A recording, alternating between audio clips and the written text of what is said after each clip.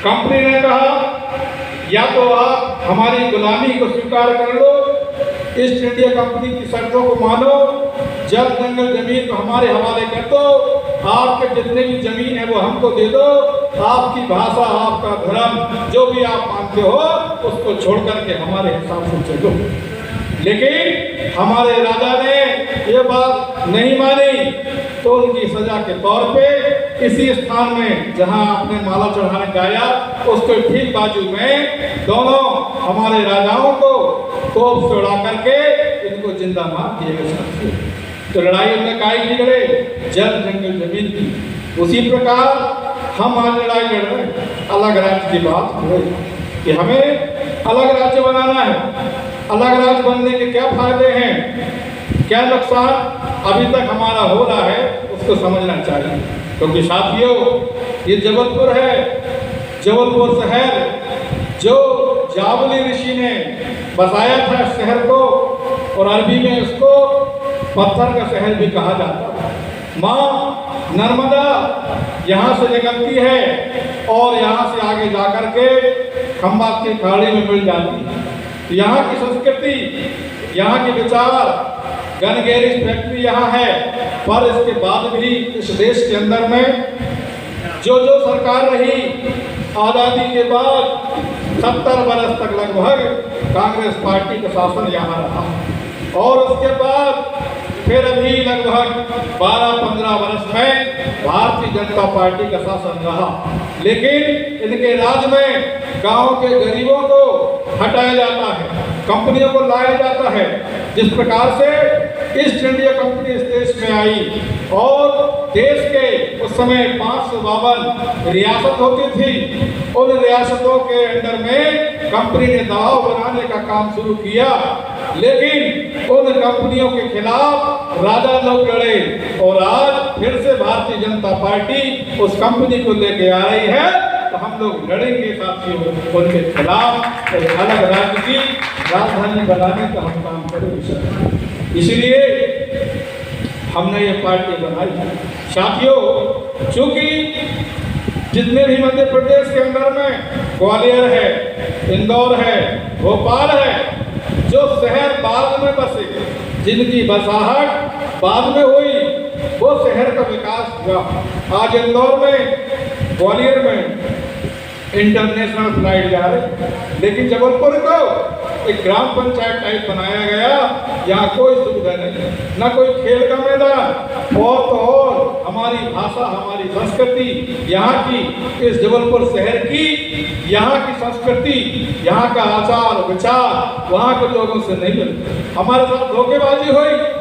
जब देश में राज्यों का बंटवारा हुआ तो पहले यहाँ CPN बरार राजधानी नागपुर हुई, उसके बाद ये कहा गया कि राजधानी जबलपुर बनाया जाएगा, परंतु जबलपुर को राजधानी ना बना करके भोपाल को बना दिया।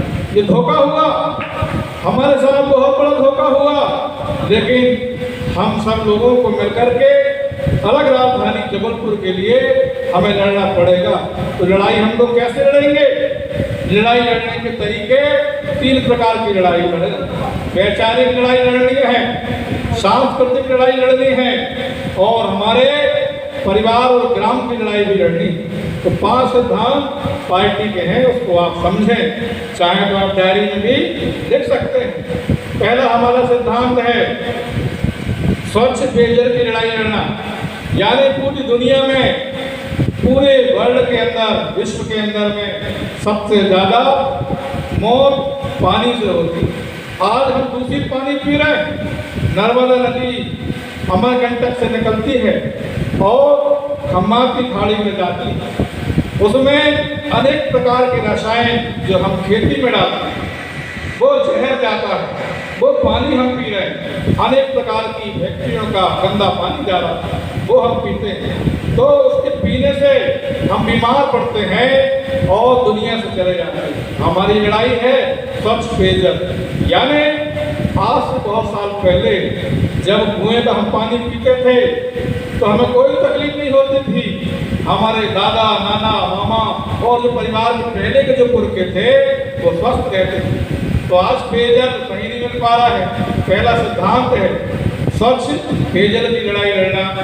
दूसरा हमारा सिद्धांत है, जो हमारी सोच है, जनता जन आंदोलन चलाना। यानी यदि आपके साथ कोई जुल्म होता है, ज्यादती होती है, यदि आपको पुलिस का थानेदार परेशान करता है, फॉरेस्ट विभाग का नाकेदार परेशान करता है, पटवारी परेशान करता है, आपका मकान का पट्टा नहीं बनता, तो ऐसा व्यक्ति का आपको आवेदन लिखना है और 10x10 का टेंट लगा करके तहसील के सामने हम बैठेंगे कि अमुक व्यक्ति ने हमारे साथ अन्याय किया, अत्याचार किया। तो ये जनता जन आंदोलन चलाना हमारा दूसरा पॉइंट है। तीसरा हमारा जो मुद्दा है, हम ग्राम स्वावलंबन, यानी हमें गुलाम नहीं बनना है। हम विदेशी कंपनी, विदेशी लोगों से 1 रुपए किलो का चावल, गेहूं, ये कुछ नहीं चाहिए। हम गवर्नमेंट से कहते हैं हम इतना काबिल बनाओ कि हम 50 रुपए किलो का चावल लेकर के खाएं। ये चीजें बंद हम करना है, क्योंकि हमको आदत गवर्नमेंट ने डाल दी है। इसलिए साथियों, हमारा अगला सिद्धांत है कि वनों की और खदानों की दुर्दशा को रोकना। आज क्या हो रहा है, जंगल में पेड़ काटे जा रहे हैं, किसके नाम से? अभ्यारण्य के नाम से। क्या अभ्यारण्य बनाएंगे, शेर, चीते, भालू पालेंगे और देखने कौन, पैसा लगेगा।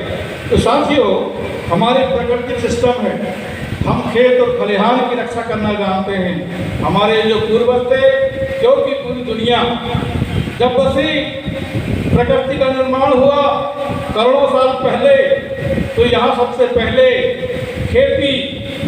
खेती का हम लोग शिकार करते थे। दुनिया की जब सृष्टि की रचना हुई, दुनिया में जितने देश हैं, जितने भी देश हैं, वहाँ सब जगह हम लोग जंगली जानवरों का शिकार करके हमारे पूर्वज खाते थे।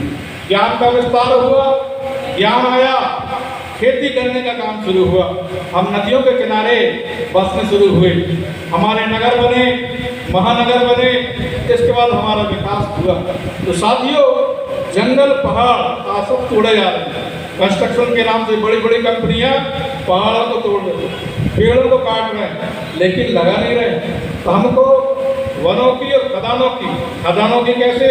आज रेत है, ईंट है, मिट्टी है, गिट्टी है, ये गाँव कुछ नहीं। जब गांव में हम मकान बनाते हैं, शहर में भी, तो हमको रेत की जरूरत पड़ती है। और हमारे गांव से यदि रेत निकलती है, उस रेत को हम नहीं ले पाते, हमें ठेकेदार के पास जाना पड़ता है।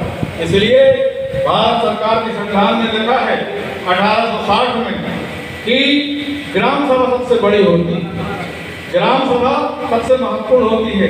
इसलिए अभी हमारे आशीष जी बता रहे हमें वार्ड का अध्यक्ष कैसे बनाना है, उसमें मैं आगे बताऊंगा आपको साथियों। इस तरीके से हमारा जो पॉइंट है, खदानों, वनों और खदानों की दुर्दशा को रोकना। हमारा अगला 5वां पॉइंट है खेती, नौकरी और व्यापार ना हो किसी एक के पास अधिकार। यानी एक ही व्यक्ति खेती करेगा, 90 से 100 एकड़ जमीन होगी, एक ही व्यक्ति जो है वो अपनी नौकरी, बड़ी नौकरी करेगा, फर्स्ट क्लास अधिकारी होगा, और वही व्यक्ति व्यापार करेगा, ये नहीं चलेगा। इसलिए हमको इन 5 बिंदुओं को आप याद रखें। सबसे पहला बिंदु रखें, स्वच्छ पेयजल के लिए आंदोलन चलाना। नंबर दूसरा हमारा जो पॉइंट है, जनता जन आंदोलन चलाना। तीसरा पॉइंट हमारा है ग्राम स्वावलंबन, यानी गाँव की में जो चीजों की जरूरत पड़ती है उसका उत्पादन हम खुद करें। और हमारा अगला पॉइंट है कि वनों की और खदानों की दुर्दशा को रोकना। और 5वां हमारा पॉइंट है कि खेती, नौकरी और व्यापार ना हो किसी एक के पास अधिकार। तो क्या इस बात को गांव में लेकर जाएंगे? यदि जाएंगे, जोरदार ताली बजा के स्वागत करें। इन पॉइंट से लोगों को आप जोड़ो। आखिर महाकौशल राष्ट्रीय पार्टी में लोग क्यों जोड़े? तो उनको आप कहो कि हम एक अलग राज्य बना रहे हैं। ऐसा राज्य, आज जो वर्तमान का कानून है, ये पुलिस का कानून है। ये कानून से हमारे किसी भी बच्चे को, युवाओं को मोटरसाइकिल से अपने परिवार के साथ जा रहे हैं, पुलिस वाले खड़े हो जाते हैं और मास्क पूछते हैं, आपसे पैसा मांगते हैं। ये नहीं चलना चाहिए। दूसरा, हम चुनाव लकड़ी, जो गांव में जो लोग रहते हैं, गाँव के रहने वाले लोग हैं वो समझते हैं गाँव में शहर पाइप बनाने के लिए हम लकड़ी लेके आते हैं तो वन विभाग के लोग हमको पकड़ने का काम करते हैं। तो 1860 के कानून में है IPS धारा में कि ग्राम सभा का जो अध्यक्ष होगा, ग्राम सभा का अध्यक्ष तय करेगा गांव में कि इस गांव में क्या होगा। यदि इस गांव में शराब बेचनी है तो गांव तय करेगा, नहीं बेचनी है गांव तय करेगा। हमारी माताएं बहनें डंडा लेके खड़े हो जाती हैं, शराब हट्टी बंद करो, शराब नहीं पीना चाहिए। और सरकार के कानून, भारत के संविधान में लिखा है आर्टिकल 17 में कि सरकार नशे का व्यापार नहीं कर सकती, लेकिन मान बन रहा है खुलेआम शराब की दुकानें खुली हैं। तो आपकी जो आय का साधन है, आपका जो पैसा है, आपकी जो पूंजी है, आपके परिवार में जो व्यवस्था होना चाहिए, आदमी शराब पी किया जाता है और महिलाओं को मारता है। ये बंद होना चाहिए, नहीं होना चाहिए। तो हम शराब का कंट्रोल की हम बात करें, शराबबंदी की भी हम बात करेंगे साथियों। तो इस पॉइंट को आप लोग बताएं साथियों। साथ में महाकौशल राष्ट्रीय पार्टी के कार्यकर्ता बनने के लिए क्या गुण होना चाहिए। तो साथियों 2-3 चीजें आप ख्याल करें। सबसे पहले तो मैंने बताया कि अमर शहीद हमारे राजा शंकर शाह रघुनाथ शाह, इन लोगों ने लड़े, जल जंगल जमीन की लड़ाई उन्होंने लड़ी। तो जय महापुरुषों ने भी काम किया, जैसे महात्मा गांधी ने करो या मरो का नारा दिया, लड़ाई की बात की, पूरा देश उनके साथ चला, देश आजाद हुआ। उसी प्रकार से हम चाहेंगे हमारा जो कार्यकर्ता है महाकौशल राष्ट्रीय पार्टी का, वो एक बारीकी से समझे। अभी मैं देख रहा था तो हमारे नरसिंहपुर के जलाध्यक्ष कार्यवाहक सम्मानीय राजेंद्र दुबे जी ने मेरे पास डायरी लेके आए और बताया कि सर मैंने इतने कार्यक्रम करा, ये फाइल बनी। मैं खुश हुआ कि इसी तरीके से हमारे कार्यकर्ताओं को रिकॉर्ड रखना चाहिए। अमरकंटक के प्रशिक्षण में जो लोग गए थे उनको हमने बताया था कि महाकौशल का कार्यकर्ता अद्भुत, क्रांतिकारी, विचारशील, तर्कशील, न्याय संगत वाला होना चाहिए, पक्षपात नहीं करेंगे। याद रखो, गांव में नौजवान और किसानों की बात करो क्योंकि हमारा देश कृषि प्रधान है। शिक्षित बेरोजगारों की बात करो, आज बेरोजगार भूख लगा। ये सरकार ने कही थी 15 करोड़ नौकरी देंगे, मिली नहीं मिली। 15 लाख की बात किए थे, 15 लाख मिला नहीं मिला। तो ऐसे झूठे बोलने वाले, और मैं बता दूं आपको दोनों पार्टी ऐसे, एक बार ये एक बार ये। साथियों EVM का भी मुद्दा है कि इलेक्ट्रॉनिक वोटिंग मशीन से चुनाव होता है। तो साथियों सबसे पहले हमें अपनी ताकत बनानी है और महाकौशल राष्ट्रीय पार्टी में 50% रिजर्वेशन हमने महिलाओं का रखा है। इसलिए कोशिश करें कि जब कभी कोई कार्यक्रम हो तो हमारे लोगों का भले सम्मान ना हो पर हमारी मातृशक्तियों का सम्मान जरूरी है। बहुत मुश्किल है, घर से महिलाएं निकल नहीं पाती, कितनी दिक्कत जाती है, कितनी सारी बेड़ियां होती हैं, कितनी परेशानी होती है, वो आपके आंदोलन में आती हैं। इसलिए उनका मान सम्मान स्वाभिमान का ख्याल करें और कोशिश करें इस तरीके से कि पारिवारिक माहौल पार्टी में बने ताकि हम लोग काम करें। अगला पॉइंट शिविर, हम शिविर लगाएंगे। हमारे राष्ट्रीय महामंत्री शुक्ला जी बोल रहे हैं हम शिविर लगाएंगे और हमारा शिविर हम वर्गीय डैम के पास ऐसी जगह लगाएंगे। हम उसमें एक जिले से 2-3 कार्यकर्ता को बुलाएंगे क्योंकि जो कार्यकर्ता प्रशिक्षित होगा, क्योंकि हम लोग युद्ध में जा रहे हैं, युद्ध भूमि है ये आंदोलन की, तो प्रशिक्षित होना चाहिए। यदि आपको अनुभव नहीं है, यदि आप घर से निकलेंगे बारिश में और छाता नहीं होगा तो आप भीग जाएंगे। इसलिए आंदोलन में जाने के पहले आप प्रशिक्षण के कार्यक्रम में रहें। साथियों इसी प्रकार से किसी भी चीज को बोलने और समझने के पहले अध्ययन बहुत जरूरी है। तो हमारे कार्यकर्ताओं ने जो बात कही, अनुभव, प्रोटोकॉल, बहुत सारी वक्ताओं ने हमारी बात कही। तो सबसे पहले साथियों मैं हर कार्यक्रम में, भोपाल में भी मैंने कहा, वाराणसी में जो कार्यक्रम पूजा श्रीवास्तव जी ने कराया था। उस कार्यक्रम में भी हम वहाँ गए, हमने वही बात कही कि सबसे पहले ग्राम इकाई, यदि शहर है तो वार्ड इकाई। किसी भी कार्यकर्ता को यदि वार्ड का अध्यक्ष बनना है या ग्राम का अध्यक्ष बनना है तो उसको बनने के लिए कम से कम 10 समर्थक उसके होने चाहिए। यानी 10 लोग मिलकर के दे दें कि अमुक व्यक्ति को हमारे वार्ड का अध्यक्ष आप बना दीजिए, और वो 10-10 रुपये देंगे। कितनी मेंबरशिप देंगे? 10-10 रुपये। और जो अध्यक्ष बनेगा वो 100 रुपये की राशि पार्टी फंड में जमा करेगा 1 साल के लिए, तब वो अध्यक्ष प्राधिकृत होगा। साथियों, इसी प्रकार वार्ड की जो कमेटी है आप 10 की बनाएं और उनको बोलें 10-10 आप बनाएं, तो एक वार्ड में 100 कार्यकर्ता आपके होंगे। इसी तरीके से गांव में, गांव का भी जो अध्यक्ष बनेगा उसको ये बोलना पड़ेगा कि कम से कम 10 समर्थक उसके साथ हों और वो 10 लोग मिलकर के 100 कार्यकर्ता बना लेंगे। यदि किसी कार्यकर्ता को विकासखंड में काम करना है, ब्लॉक में काम करना है, तो वो कार्यकर्ता अपने साथ विकासखंड के पदाधिकारी बनने के लिए कम से कम उसके साथ 50 गांव का समर्थन चाहिए। यानी 50 गांव के ग्रामों के अध्यक्ष मिलकर के या 50 लोग मिलकर के उसको कोऑर्डिनेट करेंगे, उसका नाम प्रपोज करेंगे, वो व्यक्ति हमारे ब्लॉक का अध्यक्ष बनेगा। और 50 लोग मिलकर के 10-10 रुपये देंगे तो कितनी राशि पार्टी में इकट्ठी होगी? 500 रुपये। तो 500 रुपये देकर के ब्लॉक की कमेटी में वो लोग आएंगे।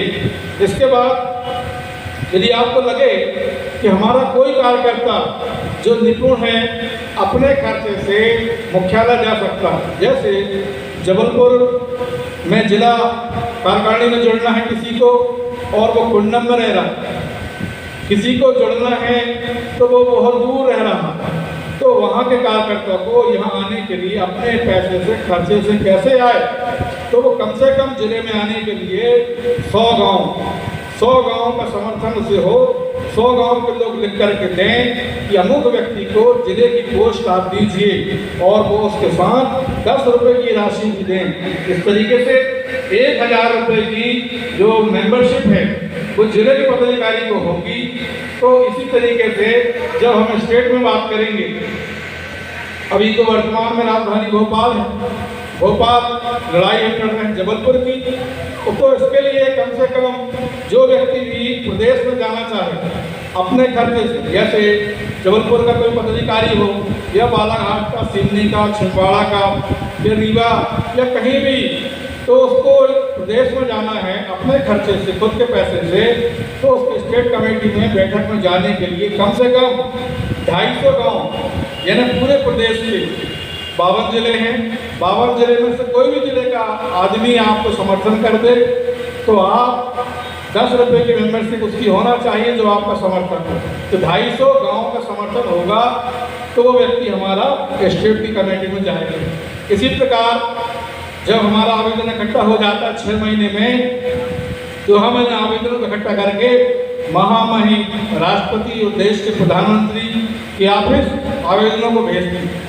तो सेंट्रल कमेटी में जाने के लिए जो भी व्यक्ति प्राधिकृत होगा उससे कम 500 गांव 500, वो गांव महाराष्ट्र के भी हो सकते हैं, छत्तीसगढ़ के, यूपी के, दिल्ली के, गुजरात के, पंजाब के, राजस्थान के या कहीं के भी 500 गांव आपके लोग आपको समर्थन में न्यूनतम राशि 10 रुपया, तो इस तरीके से 5000 रुपये की राशि आप जमा करेंगे तब आप सेंट्रल कमेटी में बैठेंगे। इस तरीके से 2 फायदे इसके होंगे।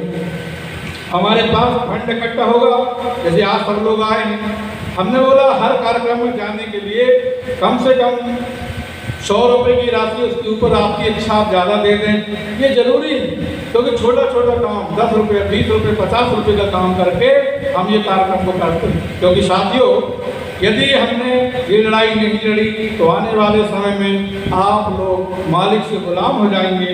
क्योंकि वर्तमान समय में गैस कितनी बढ़ गई, 1000 रुपये हो गई। पहले कितना बोले थे, 400 से शुरू हुआ, आज 1000 रुपये हो गए। पेट्रोल कितना हो गया, 100 के ऊपर 111 हो गया, 200 हो जाए। खाने का तेल कितना है, 200 हो रहा, 150 200 हो, इतनी महंगाई हो रही और सरकार कह रही है अन्न। पहले कांग्रेस के ज़माने में 80,000 रुपया इंदिरा गांधी के नाम से इंदिरा आवास के मकान में सरकार बदली, ये तो बीजेपी के लोग आ गए, ये भी 1.5 लाख 2.5 लाख दे। और यदि महाकौशल की सरकार कभी बनी, हम 10 लाख रुपए मकान बनाने के लिए देंगे।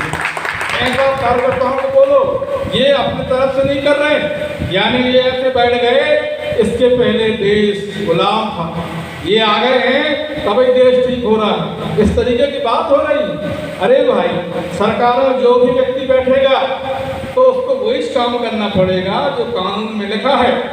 चाय बनाने के लिए चाहे राहुल गांधी बनाए, चाहे मोदी बनाए, शक्कर पत्ती डालना ही पड़ेगा ना। तो इसीलिए जो देश का कानून है उस कानून के हिसाब से ही चलना पड़ेगा। लेकिन साथियों, आज हम देखते हैं, अभी आपने टीवी में देखा होगा, अफगानिस्तान जहां तालिबान का शासन आ गया, उसके पहले अफगानिस्तान में 69 महिलाएं, 69 महिलाएं वहां की मेंबर ऑफ पार्लियामेंट होती थी, 27% आरक्षण था वहां। लेकिन आज दूसरी विचारधारा के लोग आ गए और हमारे देश में आज भी महिलाओं को बात 50% की होती है, लेकिन उतना रिजर्वेशन अभी नहीं मिला। तो हम चाहते हैं युवाओं को, हमारे बेरोजगारों को, महिलाओं को सिर्फ किताबी बात ना हो।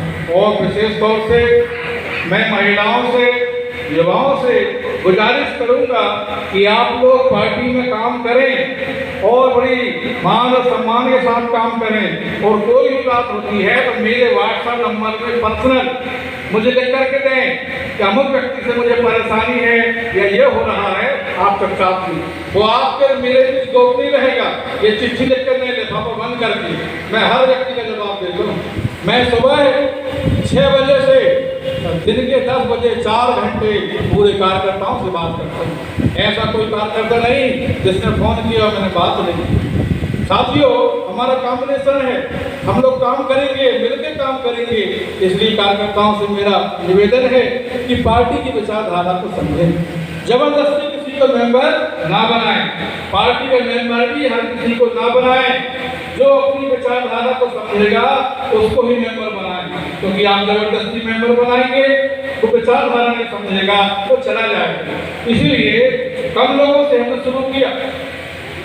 देखिए, जंग जीती जाती है तो हम लोग जीतते हैं। घर में शादी होती है ना, तो शादी होती है तो जिम्मेदार कौन कौन होते हैं? घर में बेटे का फूफा, मामा, चाचा, बड़ी मम्मी, चाचा, चाची, बुआ, ये जिम्मेदार होते हैं। दूर के रिश्तेदार आते हैं, खाना खाते हैं, चले जाते हैं। जैसे बेटी की शादी होती है तो जो लड़का बारात लेकर जाता है तो बाराती में कौन कौन लोग सुबह बचते हैं? सिर्फ सगे रिश्तेदार, बाकी लोग आके चले जाते हैं। इसी प्रकार पार्टी के अंदर बहुत भीड़ आएगी, लोग आएंगे जाएंगे, लेकिन जो पदाधिकारी हैं वो अपनी जिम्मेदारी को निर्वहन करेगा। आज जितने भी जिला अध्यक्ष आए हैं ठीक है, जितने नहीं आए हैं उनको नोटिस छोड़ा जाए कि आप पार्टी कार्यक्रम में क्यों नहीं आए।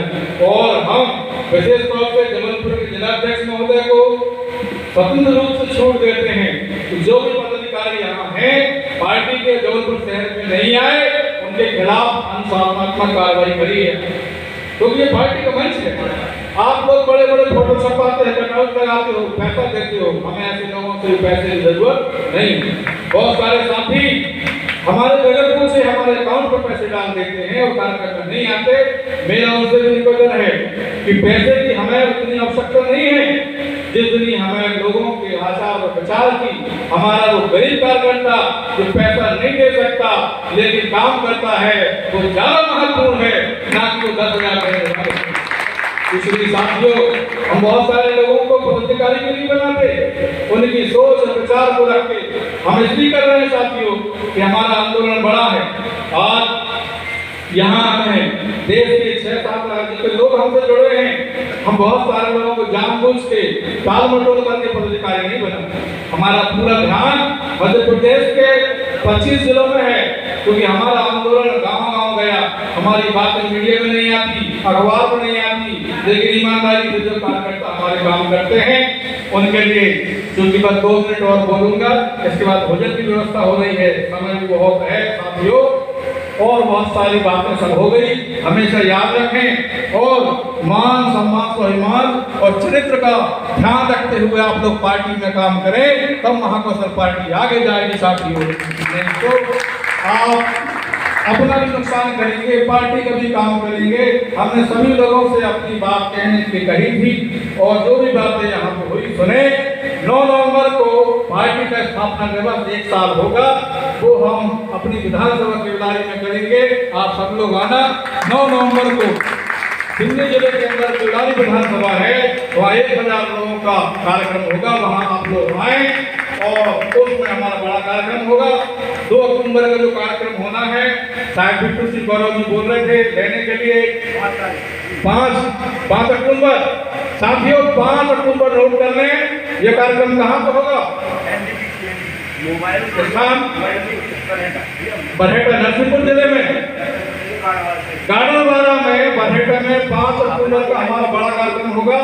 और सबसे बड़ा कार्यक्रम हमारा जो होगा 9 नवंबर स्थापना दिवस होगा। आप उसमें आए और उसके बाद 22 और 23 दिसंबर का हमारा हेलीकॉप्टर का जो कार्यक्रम है वो होगा। लेकिन जिस जिले की कार्यकारिणी जाएंगे, इसके अलावा हम नहीं जाएंगे, इसलिए हमारी बातों को आप सुने। हमारा तय है, हेलीकॉप्टर हमने ले चुके हैं। 22 और 23 दिसंबर को हमारा कार्यक्रम है, लेकिन हम कटौती कर देंगे वहाँ जहाँ कार्यकारिणी नहीं बनी है, इसलिए कार्यकारिणी बनाएं।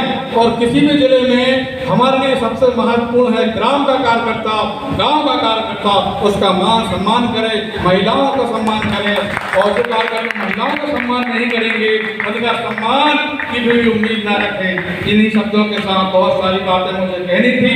मैं एक बार पुनः धन्यवाद दूंगा हमारी पार्टी के राष्ट्रीय उपाध्यक्ष सम्मानीय हमारे हरिओम सूर्यवंशी जी, महिला मोर्चा के अध्यक्ष रजनी जी, सम्मानीय हमारे इंद्र कुमार कुलस्ते जी राष्ट्रीय महासचिव, आशीष त्रिपाठी जी, सम्मानीय हमारे यूथ के राष्ट्रीय अध्यक्ष और यूथ के युवा के प्रभारी सम्मानीय आशीष शुक्ला जी, हमारे सम्मानीय बिट्टू सिंह गौरव जी जो हमारे राष्ट्रीय संगठन मंत्री हैं, पूजा श्रीवास्तव जी, और हमारे जबलपुर के साथी सखावत जी, हमारे सम्मानीय सुमित तिवारी जी युवा मोर्चा के प्रदेश के अध्यक्ष, रत्नेश दुबे जी, बीमार रहते हुए आपने बहुत काम किया, आपको बहुत बहुत धन्यवाद। और हमारे प्रदेश के संगठन मंत्री सम्मानीय साहू जी, हमारे सिवनी जिले से पधारे हमारे जिला की महिला मोर्चा की अध्यक्षा मैडम, किसान मोर्चा के अध्यक्ष उपाध्यक्ष संध्या डोंगरे जी, बालाघाट जिले की जिला अध्यक्ष सम्मानीय सिवनी जिले की जिला अध्यक्ष वर्षा जी,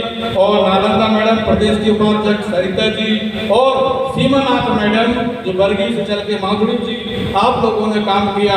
बालाघाट जिले के वारासिंह के हमारे चौरे जी, सम्मानीय उनके साथी और तमाम साथी सहयोगी, नरसिंहपुर के हमारे सम्मानीय साहू जी ब्लॉक अध्यक्ष महोदय दुबे जी, और साथी सहयोगी विशेष तौर से सुमित जी, साहू जी, हमारे यूथ की टीम, और सबसे ज्यादा बधाई के बाद वो कार्यकर्ता जिनका मैं नाम छोड़ दिया हूँ। 1:30 बजे रात में यहाँ बैनर पोस्टर लगाया और यूथ के लोगों को मैं हृदय से धन्यवाद देता हूँ। मेरे बेटे जैसे सम्मानीय हमारे आशीष त्रिपाठी जी, हमारी बेटी पूजा श्रीवास्तव जी, आप लोग काम करें, हम आपके साथ हैं, मैं राज्य बनाएंगे साथ में। एक बार नारा लगाएंगे, महाकौशल राष्ट्रीय पार्टी, आप लोगों को जिंदाबाद, महाकौशल राष्ट्रीय पार्टी जिंदाबाद, जिंदाबाद, महाकौशल राष्ट्रीय पार्टी जिंदाबाद, जिंदाबाद, महाकौशल राष्ट्रीय पार्टी जिंदाबाद, जिंदाबाद। साथियों हम लोग वापस फिर से 9 नवंबर को मिलेंगे। मैं एक बार बधाई फिर से दूंगा हमारी बहन मनीषा साहू जी सिवनी से आई, और माधुरी जी, और तमाम जो साथी सहयोगी हैं, आपने सहयोग दिया। और आज हमारे बीच में भाई प्रतीक साहू जी, महेश साहू जी, इनके कुछ लोगों को हम लोग नियुक्त करते हैं। प्रतीक साहू जी को आज संभागीय अध्यक्ष हम यहाँ पर नियुक्त करते हैं, उनका हम तिलक वंदन करेंगे साथियों। और इन्हीं शब्दों के साथ जो माता बहनें मेरी इतनी दूर से आई वर्गी से, आप लोगों ने इतना अमूल्य समय दिया, आप सभी के अंदर बैठे हुए परमात्मा को मैं प्रणाम करता हूँ। मेरा प्रणाम को स्वीकार करें। बहुत बहुत धन्यवाद। जय महाकौशल, जय भारत।